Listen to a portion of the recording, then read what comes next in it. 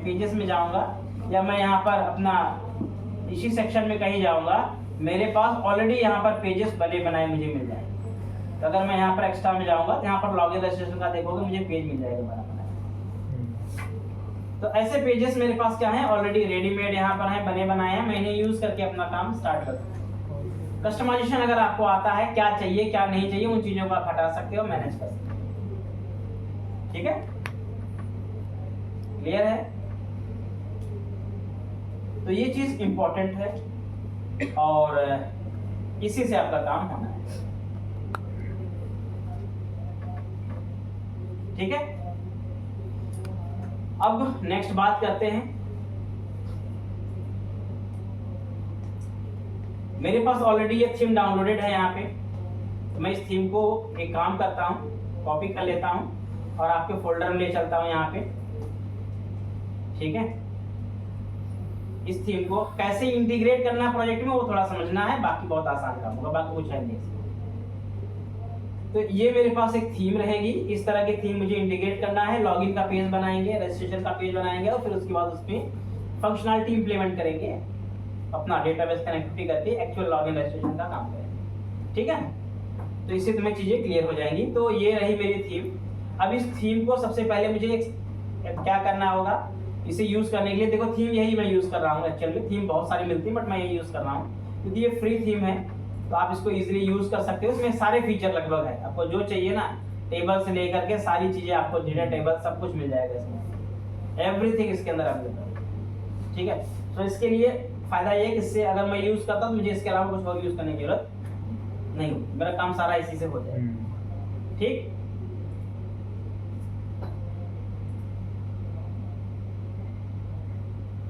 तो नेक्स्ट अब काम करते हैं, यहाँ पर इसको एक्सटेंड कर लेते हैं।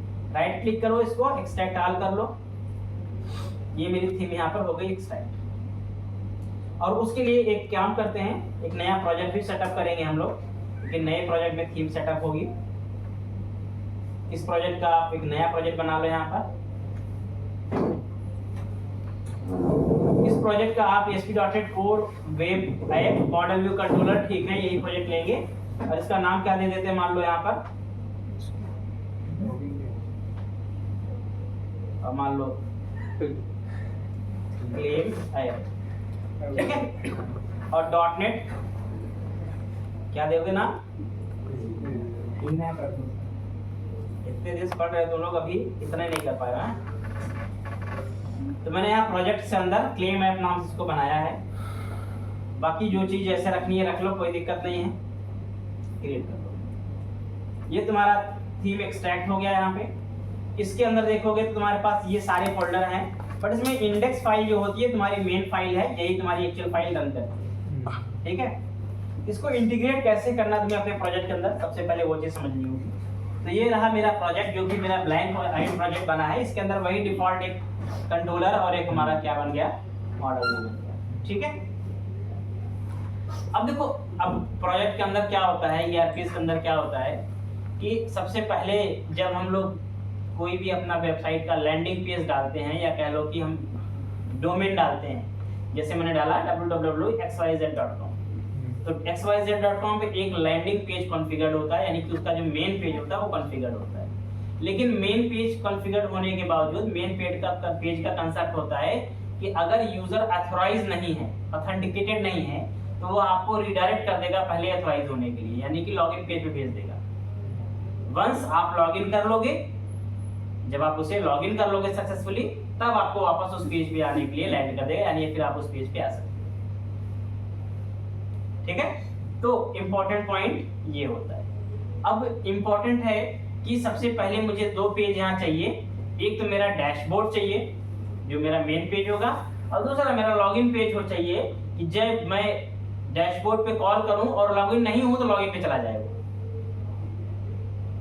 ठीक है, तो ये दो पेजेस का आपको एक कॉन्सेप्ट इंप्लीमेंट करना है। तो सबसे पहले हम इंटीग्रेट थीम कैसे करेंगे, कौन सा सेक्शन कैसे उठाना है। तो आपको पता है कि आपके पेज में पहले से यहाँ लेआउट बना होता है, लेआउट पहले से है।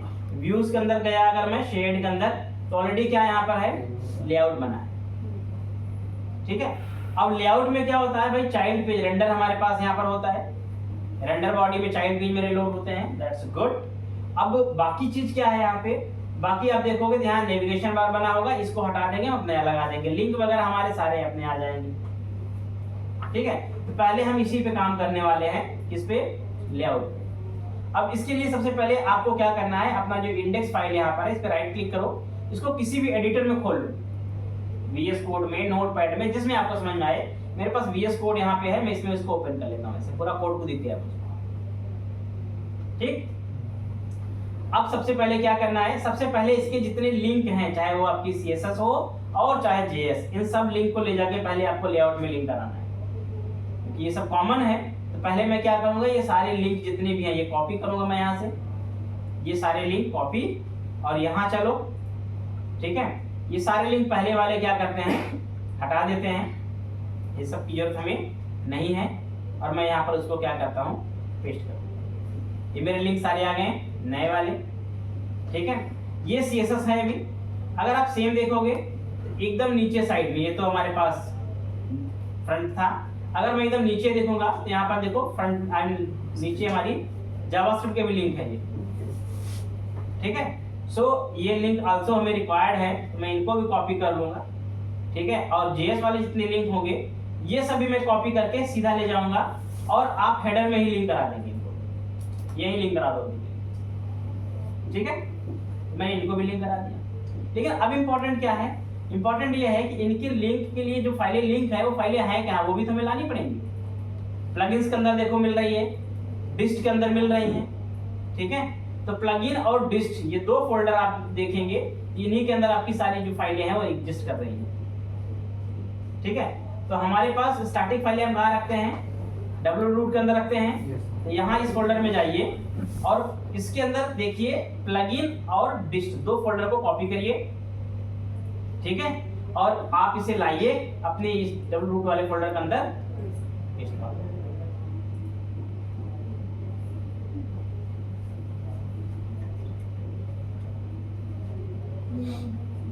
तो अगर अब मैं यहाँ दिखाऊं यहाँ पे आपको, ठीक है, तो डिस्ट और प्लगइन्स मेरे दोनों पास, यहाँ पे दोनों फोल्डर यहाँ आ गए, फाइलें मेरी आ गई। अब क्या है, अब लिंक तो मैंने ठीक कर लिए, बट ये जो मेरे पास पेज के बॉडी के अंदर का पार्ट है, अब वो रिक्वायर्ड है मेरे लिए। ठीक है, तो बॉडी के अंदर देखो क्या है, यहाँ पे एक तो रैपर बना है, इस रैपर के अंदर मैं चेक करूंगा तो यहाँ हेडर बना होगा। मतलब इस UI को अगर आप देखोगे, एक तो ये साइड बार है, ये साइड बार आपका हेड मेन है, ये कॉमन है, ये हेडर भी आपका कॉमन है। पेज आपका क्या है, डायनेमिक ये होता है, तो ये आपका एक्चुअल में बॉडी है जो आपका डायनेमिक होगा, बाकी ये सब क्या रहेगा, सभी पेज के लिए कॉमन रहता है। ठीक है, this part will be common for every pages and this is also header, this is also common for every page. Okay, so that's a basic requirement. अब मेरे को करना क्या है, अब मेरे को करना ये है कि मुझे यहाँ पर से इसके नेविगेशन बार उठाने हैं सारे। ठीक है, मतलब जो नैव बार का सेक्शन है ना, ये सेक्शन आप नैव बार को डालो। यहाँ कमेंट भी देखो प्रॉपर लिखा है कि नैव बार कितना है, साइड कितना, साइड मतलब side bar, main side bar container कितना है, इसको उठा लो आप यहाँ पे। ठीक है, एंड देन कंटेंट रैपर आपका, कंटेंट रैपर आपका चाइल्ड पेज। ठीक है, तो यहाँ पर कंटेंट हेडर, कंटेंट रैपर, और आप इस पर्टिकुलर ये आपका जो होगा चाइल्ड होगा, ये वाला सेक्शन। ठीक है, फुटर में आप फुटर डाल देंगे। ये तीन पार्ट में बटा हुआ है। देखो आपका एक नेविगेशन बार हो गया, दूसरा साइड बार हो गया, तीसरा आपका कंटेंट पेज हो गया, और चौथा आपका फुटर हो गया। यही चार पार्ट आपके पेज के बने हैं। तो अगर देखा जाए तो ये आपका ऊपर वाला पार्ट क्या हो गया, नेव बार हो गया पहला, फिर ये साइड बार, फिर ये आपका कंटेंट, और फिर ये नीचे आपको दिख रहा होगा बिल्कुल, ये आपका क्या हो गया, फुटर हो गया। तो इन चारों को इंटीग्रेट करना है। अब देखो इसमें से नैव बार भी कॉमन है, ये भी कॉमन, और फुटर भी कॉमन है। तो जो डिफरेंट होगा वो मेरा क्या रहेगा, ये कंटेंट रैपर में रहेगा। इसे मैं अलग करूंगा, बाकी सबको कॉमन रख दूंगा लेआउट में। लेआउट में हम वही चीज रखते हैं जो कॉमन होती है। तो इस तरह से मैं क्या करूंगा, सबसे पहले मैं दो पार्ट को उठाऊंगा यहाँ पे, एक तो मैंने कंटेंट रैपर और दूसरा ये दो चीज मैं क्या करूंगा यहाँ से पिक कर लूंगा। और यहाँ देखो ऑल अबाउट सारी चीजें क्या है हमारी एक रैपर के अंदर है, तो बेस्ट होगा मैं यहाँ पे सब कुछ एक डिव के अंदर बना करके रैपर में डाल दूं तो बेस्ट रहेगा। अब यहाँ से ये जो हेडर वेडर है ना मेरे, इस हेडर की मुझे नीड नहीं, मैं हटा देता हूँ। फुटर से भी यहाँ से हटा दो क्योंकि फुटर हमारे पास ऑलरेडी वहीं से आना है, इसकी भी हटा दो। अब ये बाकी चीजें भी चाहे यहाँ से हटा देते तो की जरूरत नहीं। रेंडर बॉडी रख रहे हैं अभी, बाद में इसको हटा देंगे। एक डिव ले लेते हैं क्लास, रैपर डाल देते हैं इसमें हम, और इस डिव को हम लोग यहाँ से हटा के इधर क्लोज कर देते हैं, ठीक है। और यहाँ पर इस रैपर के अंदर सबसे पहले वो पार्ट में पेस्ट मार दूंगा। तो मेरे पास 2 पार्ट चीजें यहाँ पे आ गई। बाद में ये सब कस्टमाइज हो जाएगा, कम हो जाएगा, अभी इंटीग्रेट करेंगे केवल, बाद में सब कस्टमाइज कर देंगे। तो यहाँ पर मेरे पास देखो 2 चीज हो गई मेरे, एक तो नया बार मेरा आ गया और दूसरा आप देखोगे साइड बार आ गया। नया बार और साइड बार दोनों पार्ट आ गए, यानी कि मेरा ये सेक्शन और ये सेक्शन दोनों मेरा इंटीग्रेट हो गया। अब बचा बॉडी वाला पार्ट और फुटर वाला पार्ट। तो फुटर वाला जो पार्ट आपके पास है यहाँ पे, ये जो फुटर है, ठीक है, ये वाला पार्ट, इसको कॉपी करके नीचे ले चले जाओ, यहाँ पर इस सेक्शन में डाल दो, ये फुटर हो गया। और उसके बाद ये जो कंटेंट रैपर वाला सेक्शन है, ये कंटेंट रैपर, कंटेंट हेडर, तो कंटेंट रैपर को तो मैं केवल रखूंगा, बाकी हेडर वेडर जो होगा सबका अपना अपना होगा, हर पेज का अपना हो सकता है, तो ये सब पेज वाइज ही डाल देंगे, ठीक है। तो यहाँ पर एक काम करिए, एक क्लास में कंटेंट रैपर डाल दीजिए और इसके अंदर अपना क्या होगा, रेंडर बॉडी काम करेगा, ठीक है। अब रेंडर बॉडी के अंदर ये पार्ट आएगा सारा, ये जो पूरा सेक्शन ना, ये पूरा सेक्शन जो है आपका क्या है, रेंडर बॉडी का पार्ट, ठीक है। तो मेन कंटेंट ये पूरा इतना आपका रहेगा, फुटर को छोड़ के ये मेन कंटेंट का पूरा पार्ट होता है। अब इसे कहाँ रखना है, इसे हम लेआउट में नहीं रख सकते क्योंकि ये हर पेज का क्या रहेगा, अलग अलग। इसके लिए हमारा जो मेन पेज या डैशबोर्ड रहेगा, जैसे हमारे पास कंट्रोलर होम है, इसमें बाय डिफॉल्ट इंडेक्स बना था। मैं एक काम करता हूँ, यहाँ पर सबसे पहले जो इंडेक्स था इसको मैं क्या नाम दे देता हूँ, मान लो डैशबोर्ड। ये मेरा डैशबोर्ड रहेगा, यानी कि मेन पेज रहेगा, ठीक है। इसका आप व्यू का नाम भी चेंज कर देना। तो होम के अंदर चल के इंडेक्स को क्या करते हैं, यहाँ पर इसका नाम कर देते हैं डैशबोर्ड, ठीक है। ये डैशबोर्ड हो गया।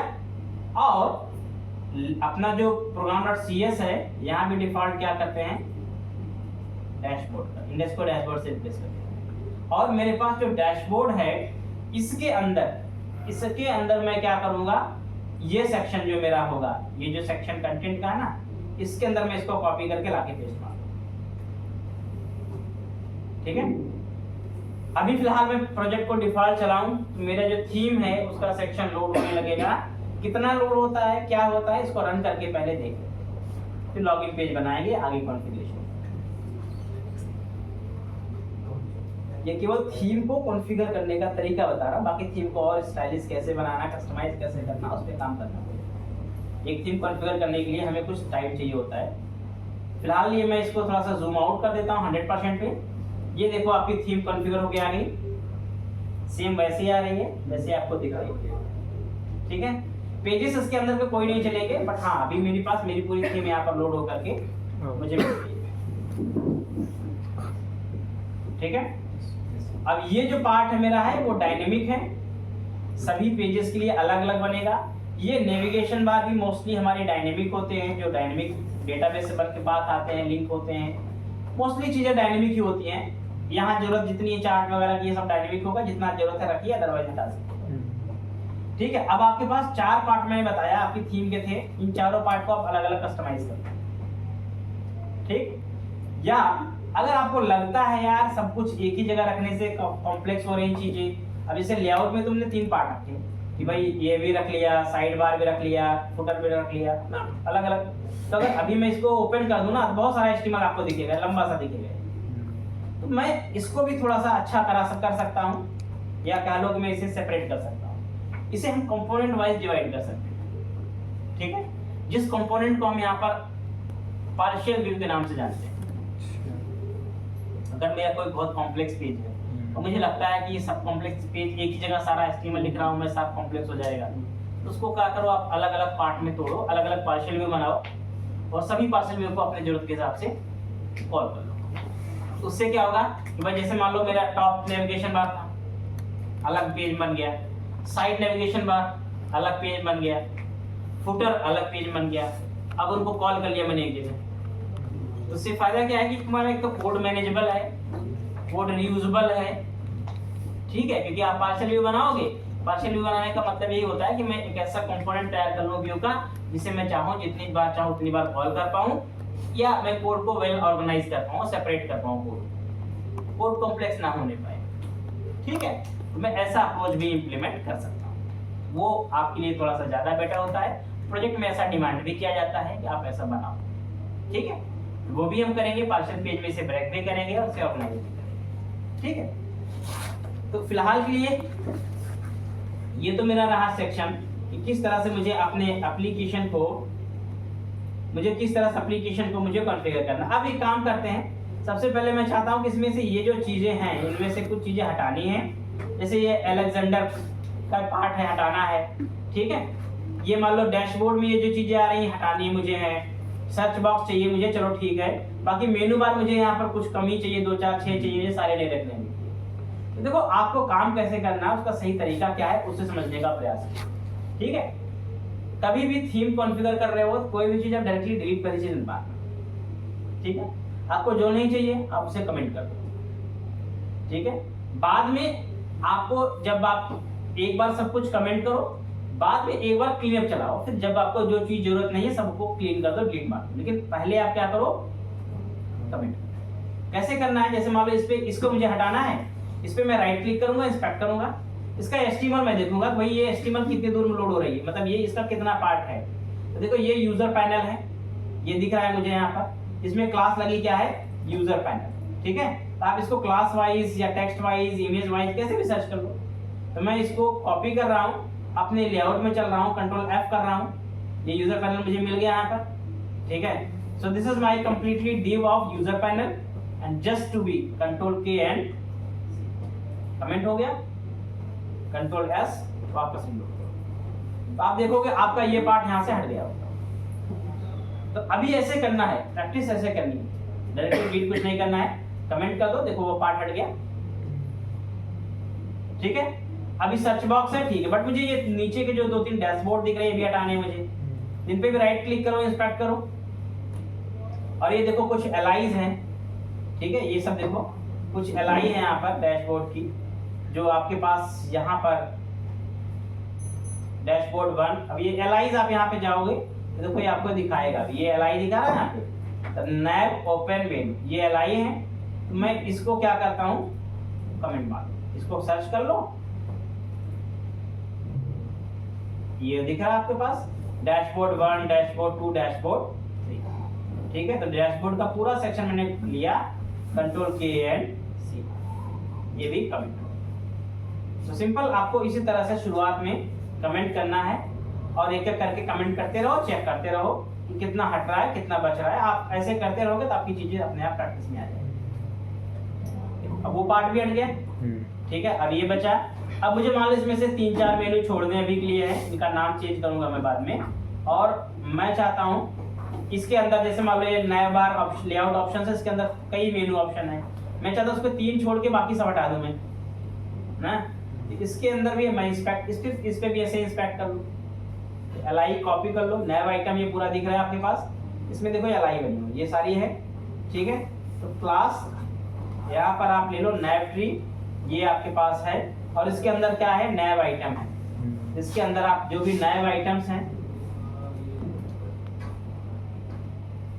इसके अंदर देखो एलआई बने होंगे,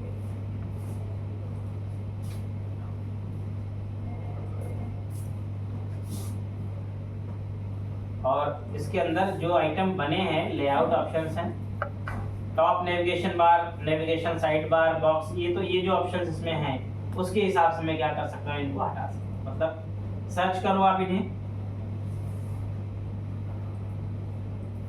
ये सब इनर में मेनूज हैं, इनमें बहुत कुछ है, इसे हटाना भी सब कुछ पड़ेगा हमें।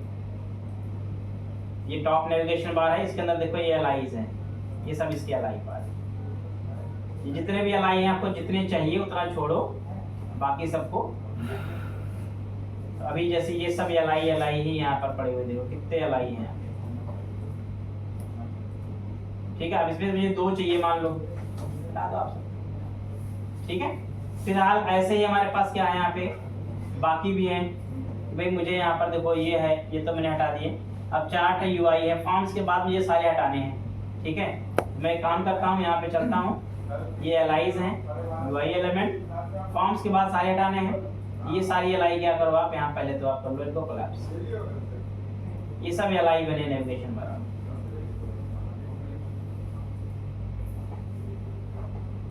तो ये हो गया, पेजेस हो गए, एक्स्ट्रा हो गए। ये थीम कॉन्फ़िगर करने का काम मतलब 3-4 दिन का होता है वैसे,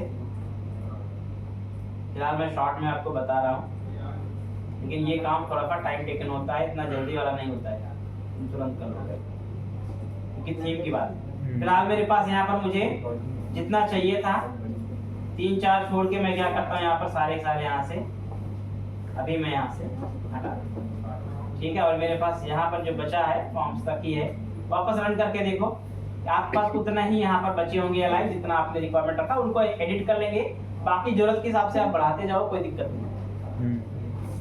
मुझे जितनी जरूरत थी मुझे केवल उतने ही यहाँ पर ऑप्शन मिल रहे हैं, बाकी सब मैंने हटा दिए।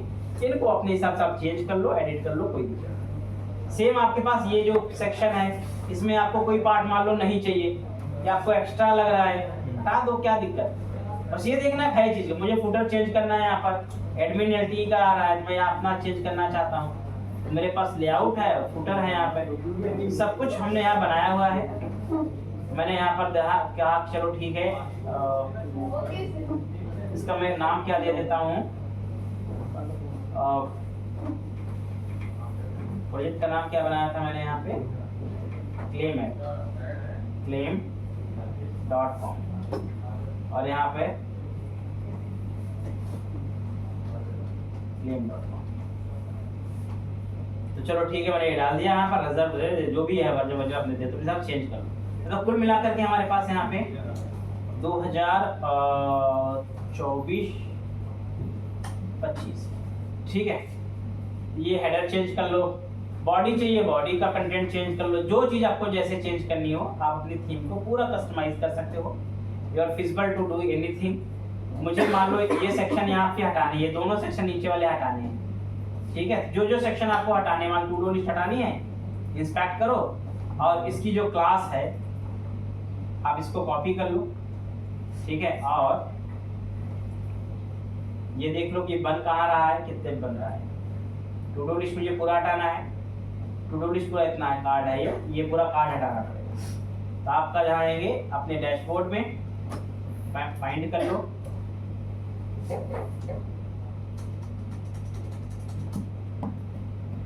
ये आपके पास कार्ड हो गया। तो ये कार्ड तो सेल्स का है, डायरेक्ट चार्ट का है ये कार्ड।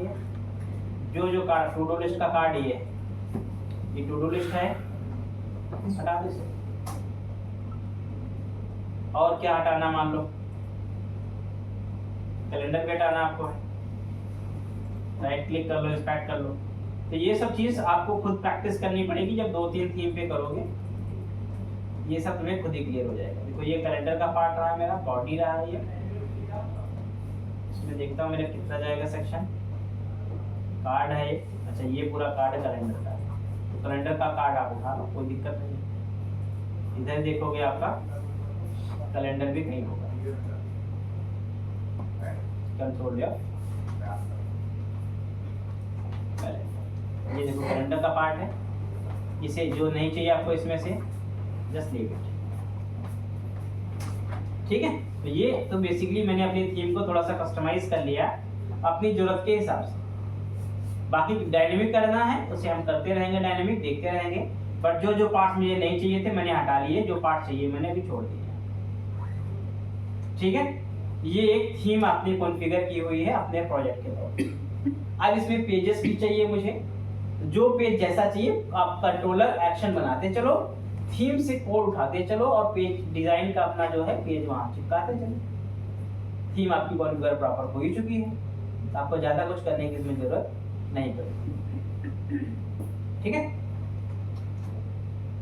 अब नेक्स्ट मुझे एक लॉगिन पेज चाहिए, जहां पर मैं ऑथेंटिकेशन इंप्लीमेंट करूंगा और लॉगिन, मतलब जब पेज एप्लीकेशन मेरी रन होगी सबसे पहले मेरा लॉगिन पेज खुलना चाहिए, जब मैं लॉगिन कर लूं तब मुझे वो डैशबोर्ड पर ले जाए, यानी तब इस पेज पे आए, क्योंकि ऑथराइज होने के बाद ही मैं कोई एक्शन कर सकता हूँ, बिना लॉगिन के नहीं कर सकता।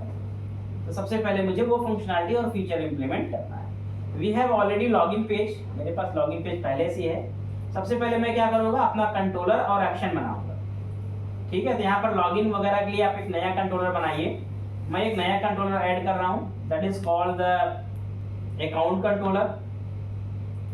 इसका क्या नाम देते हैं, अकाउंट कंट्रोलर। ये एक मेरा अकाउंट नाम से कंट्रोलर बन गया और इसके अंदर लॉगिन नाम से मैं एक मेथड बना देता हूं। अकाउंट के अंदर क्या बन गया, लॉगिन। ठीक है, लॉगिन का राइट क्लिक करो, आप एक व्यू ऐड करो। अच्छा, आपको मैंने बताया था कि व्यू दो तरह के बनते हैं, एक तो लेआउट यूज करके बनते हैं और एक बिना लेआउट वाले बनते हैं। अब इस केस में मुझे बिना लेआउट वाला लॉगिन पेज चाहिए। क्यों?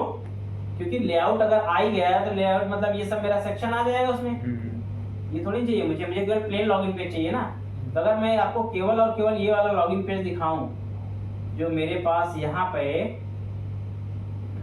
एक्स्ट्रा के अंदर लॉगिन मिलेगा आपको, ये लॉगिन पेज अगर मैं आपको दिखाऊं, इसमें देखो कुछ हेडर वेडर थोड़ी ना है, ये पेज मुझे चाहिए ऐसा। ठीक, तो आपको क्या करना है, व्यू बनाना है, कोई बात नहीं व्यू बना लो, बट इसमें आप लेआउट का इस्तेमाल नहीं। मैंने लॉगिन बनाया, बट यहाँ पर हमें एक चीज लिखनी पड़ेगी। क्या लिखेंगे हम लोग, लेआउट इक्वल टू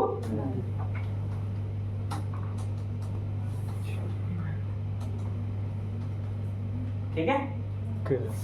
और उसके बाद आपका जो लॉगिन पेज होगा, सिंपली चलेंगे पेजेस के अंदर और एग्जांपल्स के अंदर, इधर अपना कहीं लॉगिन पेज होगा, रजिस्टर पेज है, लॉगिन पेज है। तो ये लॉगिन पेज है, राइट क्लिक करो, कोड ओपन कर लो, इसका कंट्रोल ए कंट्रोल सी पूरा कोड कॉपी करो और इसे ला करके आप यहाँ पर पेस्ट मारो। ठीक है, चेंजेस जो होगी बाद में कर लेना। लॉगिन पेज आपका यहाँ पे बन जाना चाहिए। मैं अभी तो फिलहाल बन गया होगा, बाकी इसको रन करा के कस्टमाइज कर। तो अगर मैं लॉगिन पेज जाना चाहूँ करके जाऊंगा अकाउंट स्लैश लॉगिन, क्या आप गए, ये पेज लोड हो गया आपका। ये मेरा रहा लॉगिन पेज। अब इसको कस्टमाइज कर लो अपने हिसाब से, आपको जो टेक्स्ट चाहिए, जो चीज चाहिए, जहां चाहिए रखो, जो नहीं चाहिए हटा दो।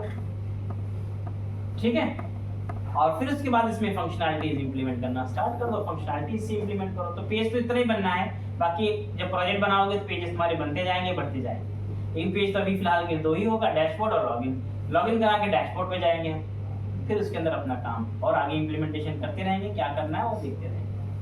ठीक है, तो अभी हम इसी प्रोजेक्ट पे काम करने वाले हैं। इसी में अपना लॉगिन होगा, रजिस्ट्रेशन होगा। इसमें हम लोग कंप्लीटली एक एप्लीकेशन बनाएंगे। इस प्रोजेक्ट का मैं आपको टाइटल भी बता देता हूं। इसमें हम क्या बनाएंगे,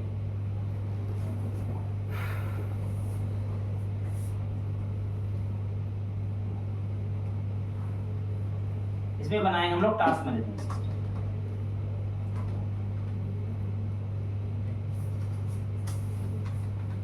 टास्क मैनेजमेंट सिस्टम। अभी ये प्रोजेक्ट मैं कराऊंगा तुम्हें, तो तुम साथ के साथ प्रोजेक्ट इंप्लीमेंट करते रहना, क्योंकि उससे जल्दी होगा। तो तुम लोग बैठोगे और 15 दिन तक इंप्लीमेंट करते रह जाओगे। ठीक है, पैरेलल करते रहना, इस क्लास में भी पैरेलल इंप्लीमेंट करते रहेंगे, उसमें जो फीचर्स होंगे उसे यूज करते रहेंगे। टास्क मैनेजमेंट सिस्टम क्या होता है, सिंपल सा काम इसका है। अब वो मैं समझा देता हूँ तुम्हें। ठीक है, इसमें हमारे पास रहेंगे दो तरह के यूजर। एक इस प्रोजेक्ट में दो तरह के यूजर रहेंगे। ठीक है, दो यूजर रहेंगे, टू टाइप यूजर रहेगा। नंबर 1 रहेगा एडमिन, ठीक है, और नंबर 2 रहेगा यूजर या कह लो।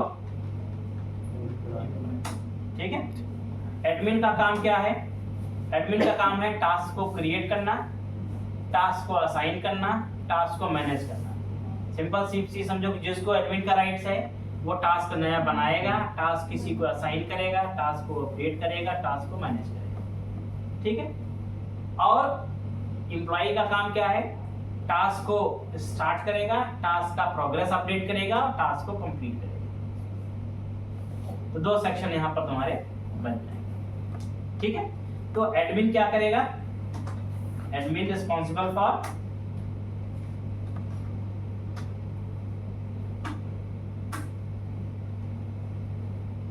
Create task,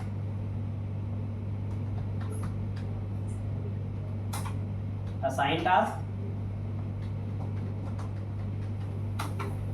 manage task, show task status,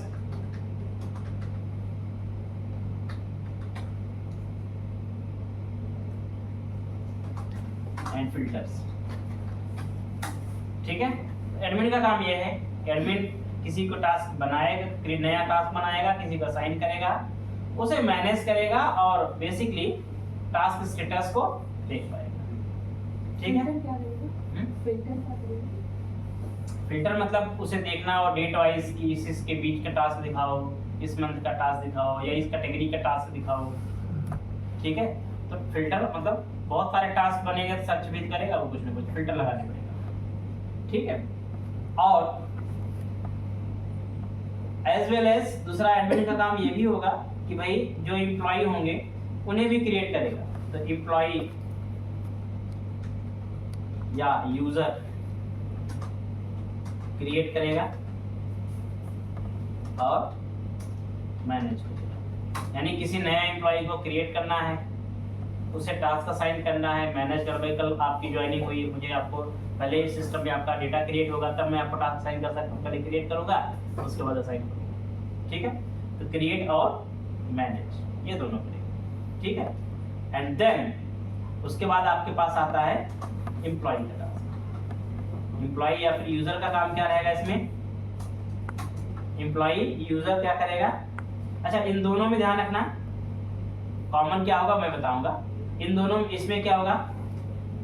start task, update task progress,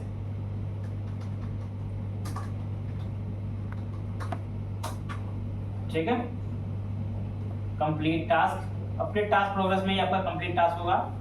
सो task history, show assign task.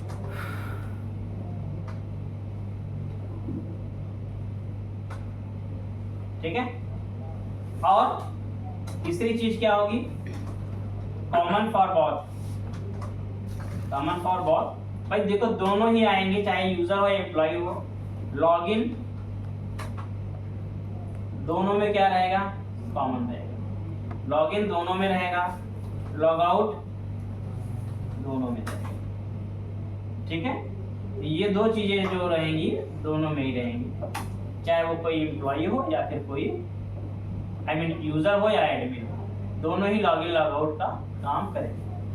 Same जगह से करेंगे, सेम तरीके से करेंगे। ठीक है, तो ये फीचर हम लोग इम्प्लीमेंट करने वाले हैं इस एप्लीकेशन के। एक छोटी सी एप्लीकेशन तुम्हारी बनेगी जिसमें तुम्हें बेसिक चीजें का आइडिया पता चल जाएगा, लॉगिन रजिस्ट्रेशन करना, बाकी चीजें तुम्हें इसमें कर लोगे। ये तो मैं तुम्हें करा दूंगा, लेकिन इसके बाद जो तुम्हारी मेन, इसके बाद एक प्रोजेक्ट में और बनाना है तुम्हारा मेन। ठीक है, वो मैं नहीं बताऊंगा, उसका कल तो मैं डॉक्यूमेंट दे दूंगा, बाकी तुम्हें करना है। इसका बताऊंगा क्यों, क्योंकि इसी से रिलेटेड वो भी रहेगा, सेम कोड में थोड़ी बताऊंगा तुम्हारा। ठीक है, तो चलो कल से इसे स्टार्ट करेंगे। थीम तो कॉन्फ़िगर कर लिया, कल से इस प्रोजेक्ट पे काम करना स्टार्ट। ठीक है, पहले लॉगिन रजिस्ट्रेशन से स्टार्ट करेंगे और उसके बाद यूजर